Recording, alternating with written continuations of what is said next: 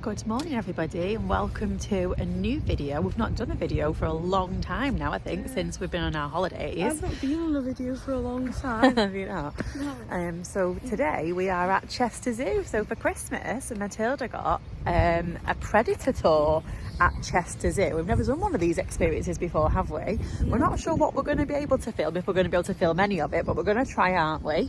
So it's very early in the morning because it starts, well, we had to be here at 8 o'clock in the morning. We got up at 6:30. Yeah, it's earlier than we had to get up for school, so we're not very happy, are we? To be half. It's half term and we had to get up earlier than we had to get up for school.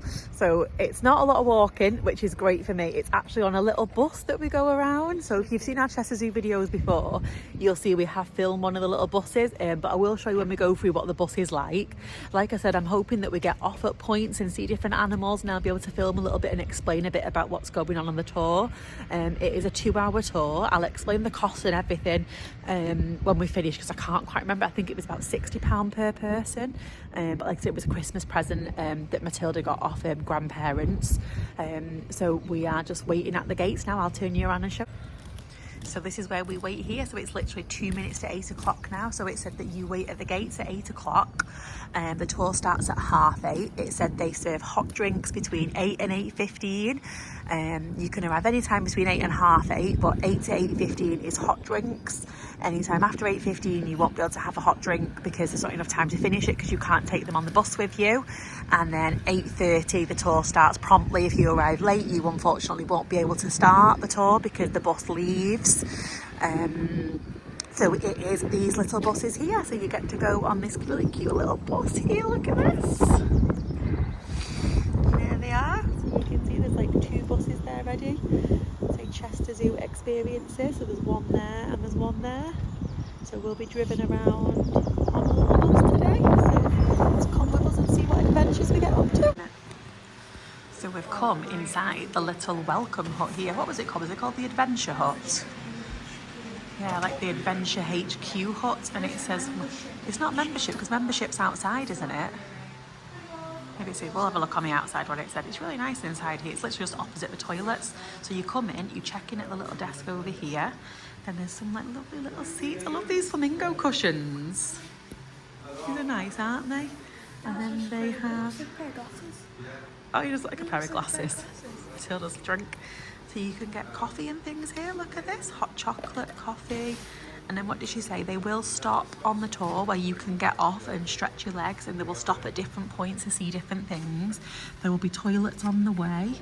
If you do need the toilet, they can stop for you. They'd rather not do if you can go the toilet when they do stop. But there is different stops on the way. Okay, so just for a point of reference, this is where we came into the zoo at the gate here. And then you come round here, and this was what it was called. So it was called, oh, that says Experiences HQ on that side. Does it say Membership HQ on the other side? Is that where you got membership from? Tilda thinks it says Membership HQ. I think it says Experiences HQ. Am I going to get in this little bus here in a minute? Oh, it is Experiences HQ. Okay, so this is the bus we're going to get in. So we've just come to the lions and they're having their breakfast.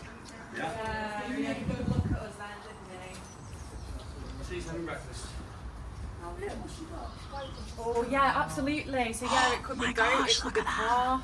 A snack for these guys is a whole chicken, intact with the feathers in. Look her on the move a little bit. So this is Iblis, this beautiful handsome chap over on the right here. This is Kamari that's making her way towards us at the moment. And then her sister Kibori is just round the corner. So we'll go and have a little look at Kibs in a second as well. So all 3 Asiatic lions that we have here at Chester Zoo are 16 years old this year. Hello, mate.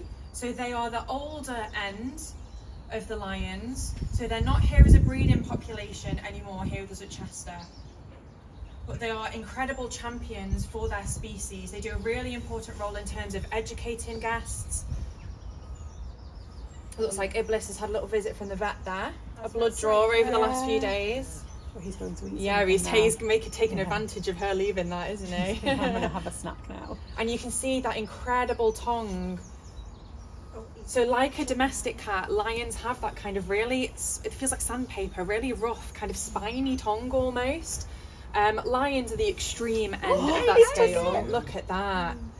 So Iblis and the girls can strip skin, hair and fur, feathers and things straight off the bone with one lick. Very, very impressive.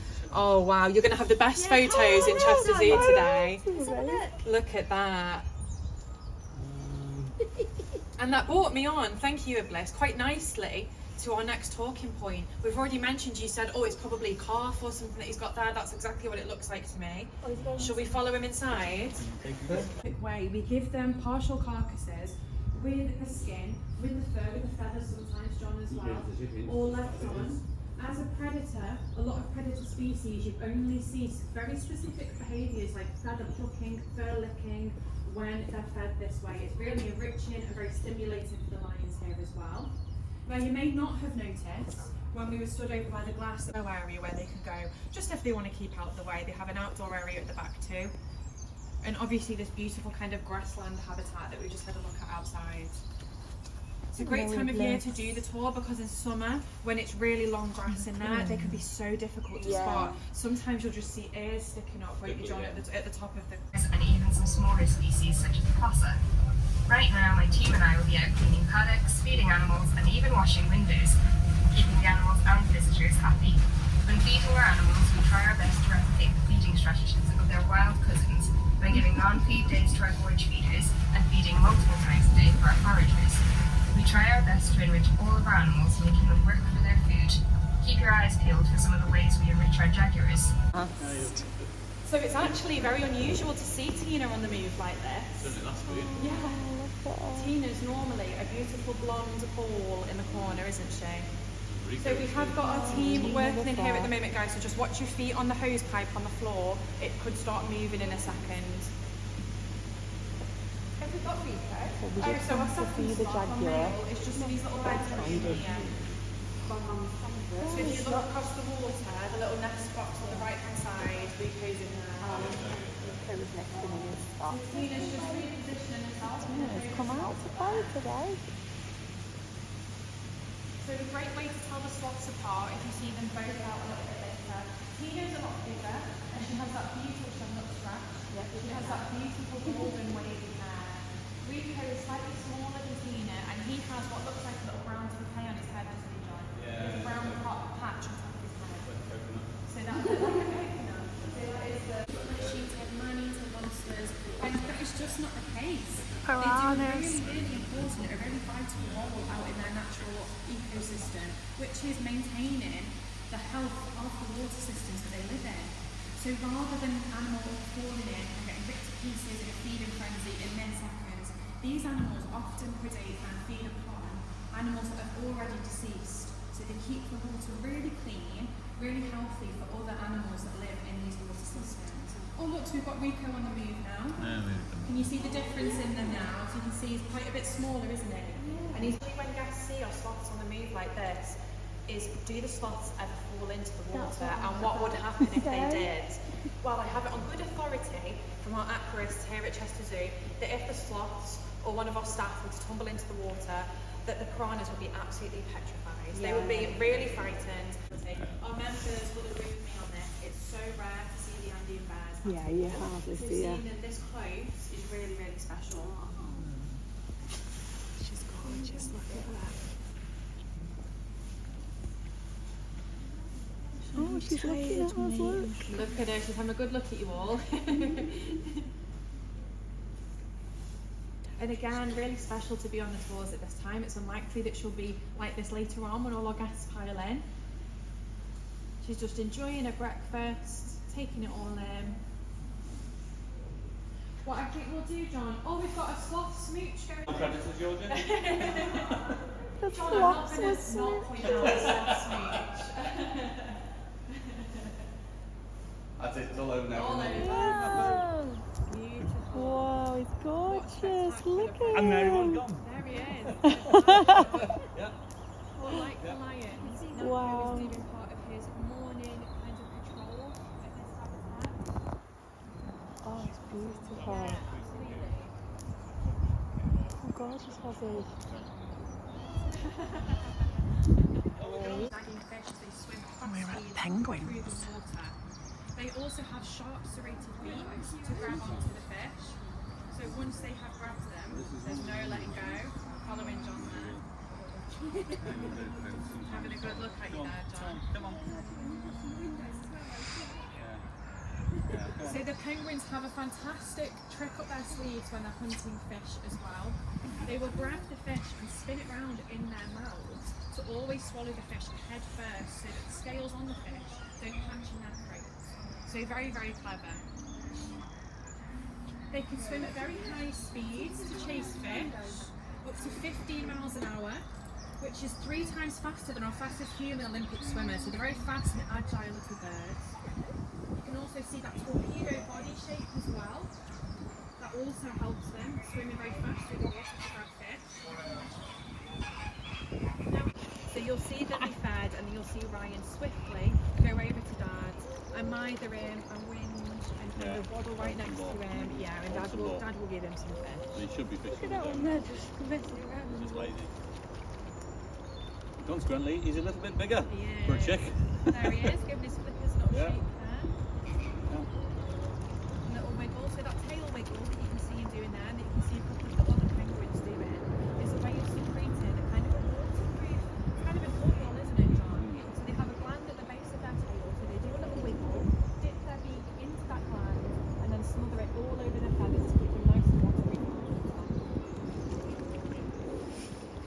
Well, we've got another penguin, which is predator. Komodo dragons have to be at the top of the list for me. Very smart, yeah, relatively unchanged, hundreds of thousands of years. Because when you're perfectly adapted to do what you do and do it exceptionally well, why do you need to change? Stay as you are. If it's not broken, don't fix it. So found only on the island of Komodo, and dig and claw their way through the dirt here. We've seen Satali push over logs and kind of shred them to pieces with his claws to get the tasty treat that's inside. And that can be quails, chickens, rats. You'll have kind of a leg of, is it calf and goat and things? Yeah, so very, very impressive to see. We're going to actually be doing a Komodo Dragon experience a little bit later on in the day. So if you're in this area, you didn't hear it from me, at around 12:30, you're potentially going to see him at his best. Flexing his muscles, digging through the habitat here, trying to find the food and following the scent trail that our team have led down for him. So Satali is doing a fantastic example of what dragons do best. He's sitting under this light here, basking. As a cold-blooded animal, they get all their energy from their surroundings.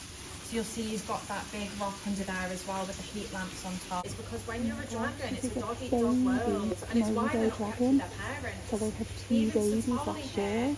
I wouldn't put it past This is him the to see baby his little Komodo baby dragon. here as a snack. They do with those These are the ears, baby don't they? crosses. 2 babies there. 1 baby hiding. And the mummy fossa.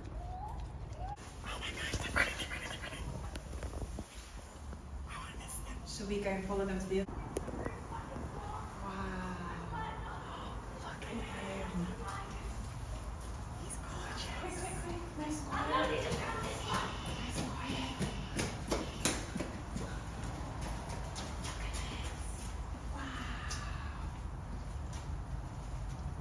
And can you see those spots on the back of Dash's ears?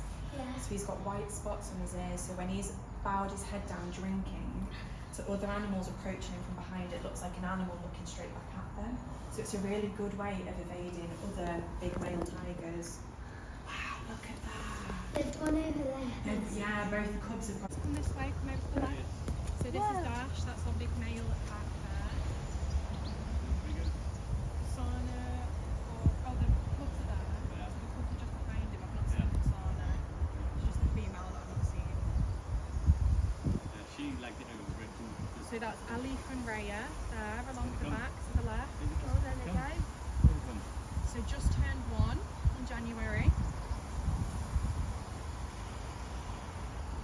And you get a really nice view of Dash from here, don't you? Look at Take it. it this way. He was actually, we got a good view down the bottom. He was standing there, wasn't he? Yeah, he stood at the Before he came over. Big log, wasn't it? Yeah. Natural starts their lives. They lived in small, cramped cages. They were without any other bears, and they didn't really know how to be bears, did they? Really, No. John? No. So they were picked up by a wildlife charity and then came to us here at Chester Zoo. And for a while, they still didn't know how to be a bear.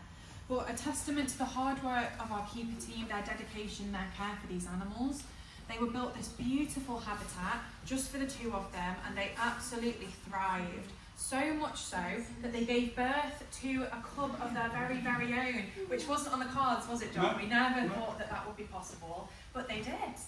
And Kyra was born. Very excitingly, Kyra has now left Chester Zoo and she lives at Paradise Wildlife Park, and she's going to be part of their breeding population of some bears. So it's really an amazing testament to Chester Zoo, to what we're all about, preventing extinction, helping these animals, and a testament to our loyal guests like yourselves as well. The hard work that we do here wouldn't be possible without people booking onto our experiences, visiting on the tours, buying tickets, buying something from the gift shop, a little coffee throughout the day. All of that, maybe not the gift shop, all of that goes towards our mission. Oh! This is So cute. Oh my gosh, look at it. Oh, look at it. It looks like a little baby bear. I think so. I'm glad you can tell. Okay. I've got it on the side. We also share this habitat with a fantastic species called a binturong. A lot of people have never heard of a binturong. So if you're in this area later and you smell a really lovely smell of sweet buttery popcorn, that is our binturong that you'll be able to smell.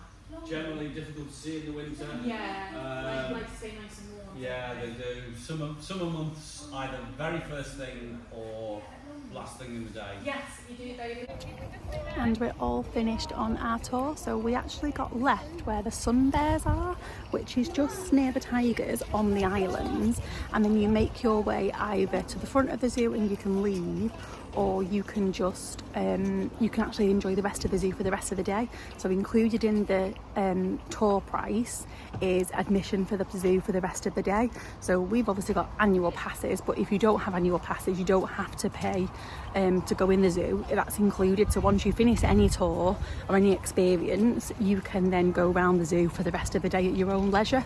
But just so you know, you don't get dropped back off at the beginning of the zoo. You do get dropped off at this particular zoo, on the particular tour. You will get dropped off, or you'll finish the tour on the islands at the sun bears, and then you will have to make your way either to the beginning of the zoo if you want to leave an exit, or you can just enjoy the rest of the zoo for the rest of the day. Can you see the cassowary? So me and Matilda went back to the tigers, and then she wants to just see the painted dogs before we leave because we didn't see the painted dogs. So overall I would say the tour was really, really good. Like, we did really, really enjoy it. We saw lots of things that, even though we've seen them before, because obviously we are members of the zoo, we haven't seen like the jaguars that close for a while. We haven't seen the lions feeding like that ever, I don't think. It was really informative, lots of information. So just checked back, it was £60 for a child ticket, and then I can't remember the adult price now. I was trying to look. But I do think it was really informative. Like I said, you know, it includes tickets, admission to the zoo. So the other people that were on the tour with us, just a family of 3, mum, dad and a child. They've never been to the zoo before, so they've had the experience this morning, and now they've got the zoo for the rest of the day, because the tour finished at 10 o'clock, which is when the zoo opens. So you've then technically got the whole day to experience the zoo as well as the tour they've had this morning, which I do think was really good. So they're going to kind of enjoy the rest of the day at the zoo now, because they've never been here before. They downloaded the map on the phone. The lady did say she would give them a map, explained a little bit about the zoo to them. It pointed out a couple of good points for them to look for today, a few good top tips for the zoo for them today for them, and different places where they should go maybe at different times, which was really nice of them. So did you enjoy it, Mrs? It was really good. I'm just going to say this. I think I may or may not be able to convince somebody to get me the Secret Life of Chester Zoo tour, because I love the Secret Life of the Zoo show. If you've ever watched it, love it, and I've got a tour based on it. Also, I'll probably be coming back in spring because they're getting snow leopards, and snow leopards are my favourite animals. So they do another tour called Secret Life of the Zoo tour, which was kind of similar. Where you go in one of the buses, but we just chose the predator tour because we thought it focused on predators, and we thought it was a bit more of a focus on some of the animals that are a bit more elusive and that we don't see a lot in the zoo. But we did say that maybe next time we'd choose a Secret Life of the Zoo tour and maybe have a look at some different animals. We will, and that's a tour that again goes on the bus And then yeah, they're getting snow leopards soon as Oh well. my So we're gosh, definitely I'm going to so come back to the zoo when excited. they get the snow leopards, because Matilda Matilda really wants to see the snow I love leopards. snow leopards. But thank you for watching. I hope you've enjoyed this video. If you have, please leave us a comment below, and a big thumbs up and a subscribe is always welcome. And we will see you all soon. It's bye for now. Bye.